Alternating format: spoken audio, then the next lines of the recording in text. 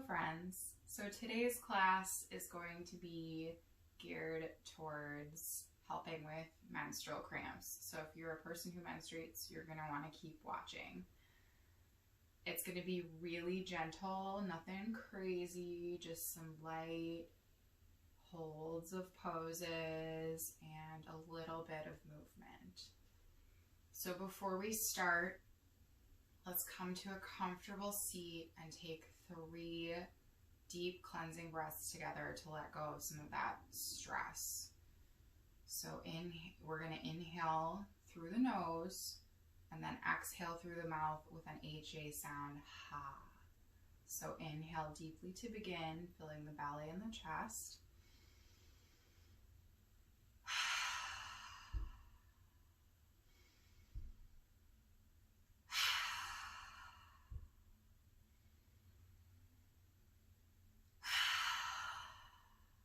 So nice. Now I get a lot of tension in my neck and my shoulders when I am on my period. So first we're going to do some neck rolls. Make sure to continue breathing deeply in and out through the nose as we do these. We're just going to roll to the front, not to the back, to prevent overextending our cervical spines. So as you continue to breathe, roll the head towards one shoulder, around to the front, and then ear towards the other shoulder, and do that a couple of times. Don't worry, we'll stretch the front of the neck too. We're just going to do it in a different way.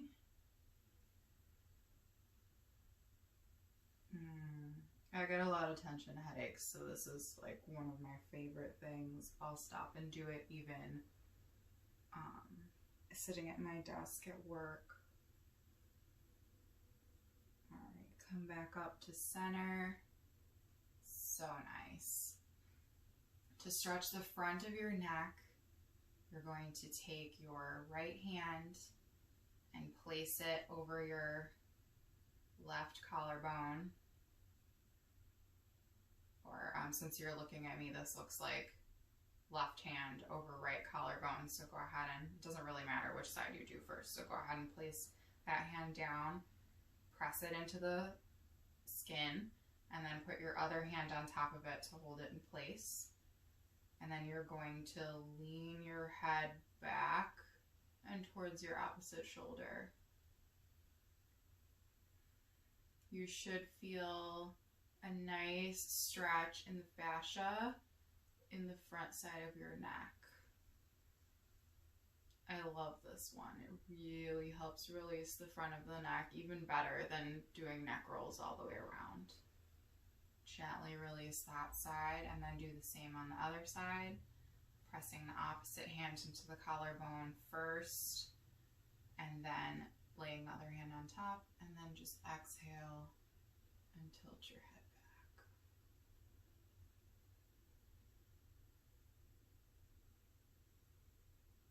You may be able to feel this all the way up to your ear if you're really tense on one side or the other.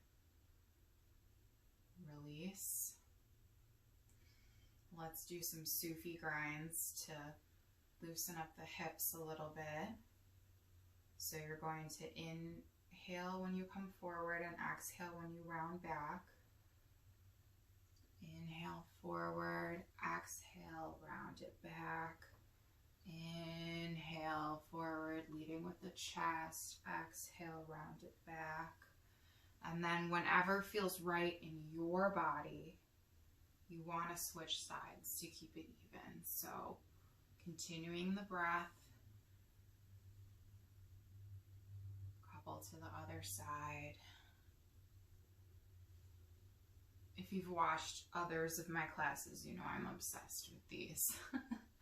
Come back to center. But they really are good for loosening everything up here and maybe releasing some of that tension and helping alleviate some of those PMS and cramping symptoms. Come to hands and knees. for tabletop, making sure that the wrists are directly underneath the shoulders and the knees are under the hips, feet shooting straight towards the back of the mat and fingertips spread wide. On your next inhale, drop the belly, lift the sits bones and pull the chest through. By sits bones, I meant tailbone. Exhale, dip the tailbone round the back. I think ugly butt here, really tuck it in. Do a couple more of these cat-cows on your own breath. This really helps to loosen up the back for those of you that get the cramps more in your low back than in your belly, and helps get the fluid moving in your spine, which can help to release tension. Now, for child's pose, you can either come straight back onto your knees with them close in, or you can take the feet in close and the knees wide and come back like that. You can rest your forehead on the ground or place the head on either side, but again, if you do that, just make sure you switch sides. And I'm going to show you another alternative for child's pose. For the variation with the knees spread wide, if you have a bolster or a body pillow or a long cushion, or even just roll up a blanket, kind of tuck it in as far as you can get it between your knees here, and then just come forward onto the bolster. Feels so nice.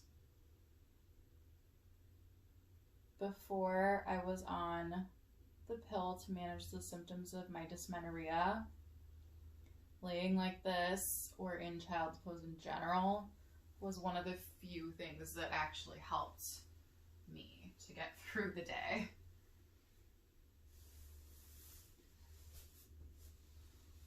So that's a great option. You can do that anytime. You can do it in bed. It's fantastic. So come back to tabletop here. Swing the feet to the side and then sit back. We're going to come down onto our backs. You may want to block for this one, so keep it handy. And always, always, always make sure to lay back gently. So as you exhale, roll down the spine, one vertebrae at a time, coming to rest. Pull the right knee in towards the chest and give it a little squeeze. So make sure your block, if you want it, is set up to your left, because you're going to drop your knee onto it. So on your next exhale, go ahead and twist to your left, dropping your knee onto that block. This is great for all of the time if when you do a supine twist, both of your shoulders do not touch the mat. But when you're on your period, it's nice to have the block or even a pillow or something to elevate the knee a little bit and keep the stretch just a bit more gentle for you.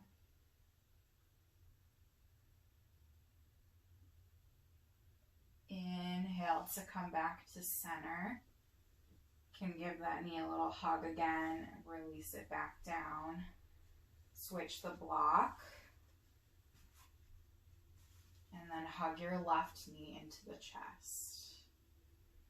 And as you're ready, when you exhale, drop your left knee to the right, coming into the twist on this side. This is another one that's really great for the back. Can also help to get things moving and detox the body. which, if you are like me, getting things moving is highly beneficial during your period. Inhale to come back up. Give it another squeeze. Pull both knees in and give them a squeeze. If you're still feeling pressure, tension in the low back, take the hands to the kneecaps and use your knees to guide you to draw circles around your sacrum and massage it out.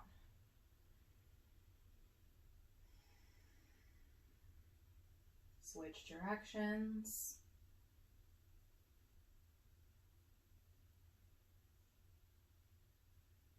Release the feet down.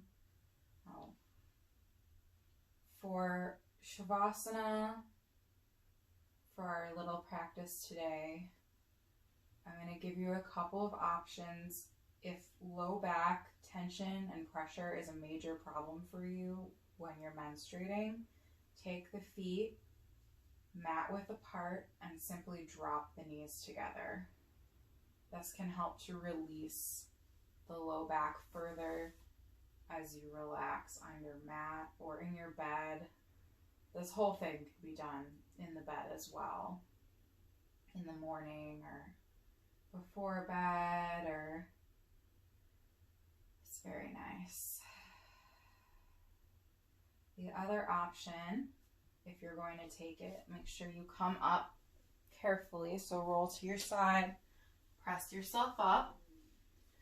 For this one, you can do it without a bolster, but I'm going to show you with a bolster.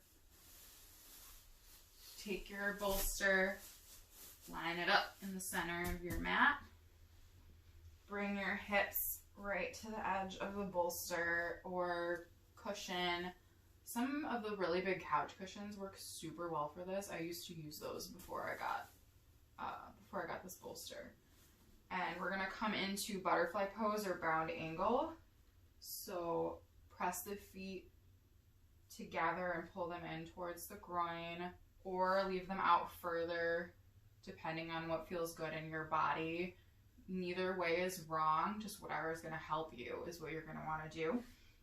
And then if you're like me and your knees are super high up, you may wanna put a couple blocks under the knees or cushions just to let you relax into the stretch. And then you simply exhale and carefully lie back on the bolster. This one is so good. Reclined Baddha Konasana with a bolster. I've also heard it called reclined goddess. Now, if this is uncomfortable for you, you can also prop the bolster up and create a little ramp for yourself. So you'll need 2 blocks for this. You place one under approximately the middle and then another under the top. And make sure they're really secure before you lie back on them because you don't want to fall. And of course, if you wanted to prop up the knees still, you would then need a couple more blocks or a couple cushions. So you do the same thing then. You bring your hips right to the edge and then gently lie back. This feels so good. It's an excellent restorative pose. It's also good for expecting mothers, which if you're watching this class, you probably aren't expecting, but save that one for later. So you can stay in any of these options for as long as you like, at least a minute or so, just to help relax you and maybe relieve some of that discomfort. When you're ready to come out, make sure you come gently, carefully. Thank you for coming to practice with me today. Namaste.